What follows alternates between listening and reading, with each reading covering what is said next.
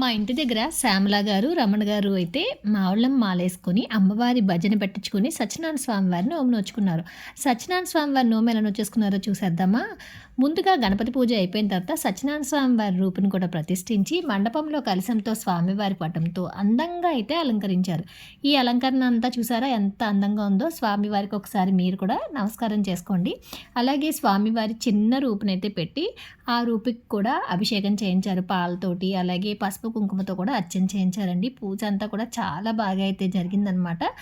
కలశం చుట్టూ కూడా పువ్వులు మరిన్ని పెట్టించి పంతులు గారైతే పూజ చాలా చక్కగా అయితే చేయించారనమాట. మండపం అంతా కూడా పువ్వులతో చాలా బాగా అయితే అలంకరించారు. నేను చెప్పాను కదండీ సత్యనారాయణ స్వామి వారి రూపుకి కూడా అభిషేకం చేయించారని. ఆ అభిషేకం అదేననమాట. తర్వాత స్వామివారి ప్రసాదం కలుపుతాం కదండీ సత్యనారాయణ స్వామి ఆ ప్రసాదం, బూరెలు, పులిహార అంతా కూడా ప్రసాదం నివేదన చేసిన తర్వాత హారతితో స్వామివారి పూజ అయితే పూర్తయిందండి. అందరూ కూడా స్వామివారికి హారతి ఇచ్చిన హారతినైతే చాలా భక్తితో అయితే కళ్ళకు అద్దుకున్నారనమాట. ఇంకా తర్వాత పూజ చేసుకున్న దంపతులకి వచ్చిన పెద్దవాళ్ళందరూ కూడా అక్షంతలు వేసి ఆశీర్వదించారండి. అలాగే చిన్నవాళ్ళందరూ కూడా వాళ్ళ కాళ్ళకి దండం పెట్టుకుని వాళ్ళైతే అక్షంతలు వేయించుకున్నారనమాట.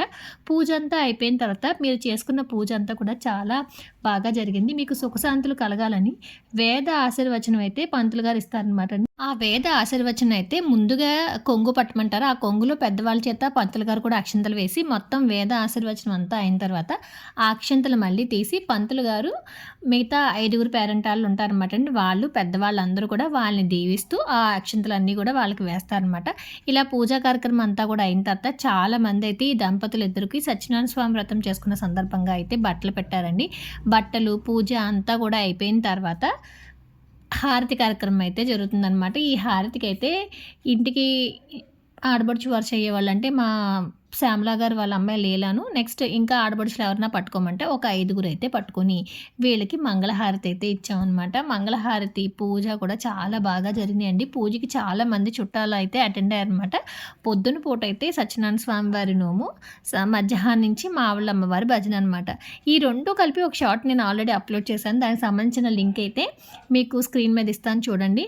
ఇదిగోండి పెద్దవాళ్ళందరూ కూడా అక్షంతలు వేసి ఆశీర్వదిస్తున్నారనమాట. తర్వాత పంతులు గారు అయితే సత్యనారాయణ స్వామి ప్రసాదాన్ని తీసి ఇచ్చి ఇది మీ దంపతులు ఇద్దరు ఖచ్చితంగా తినాలని వాళ్ళకైతే ప్రసాదం ఇచ్చారనమాట. ఇలా ప్రసాదం కూడా ఇచ్చేసిన తర్వాత మేము 5 పేరెంటాలో హారతి పళ్ళం అయితే ముందుగా దేవుడు చూపించి వీళ్ళిద్దరికైతే హారతిని అద్దామండి.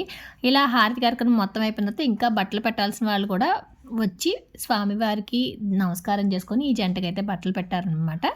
ఇలాగా శ్యామల గారి ఇంట్లో సత్యనారాయణ వ్రతం చాలా అంటే చాలా బాగా జరిగింది. Like, share, subscribe. Thank you for watching.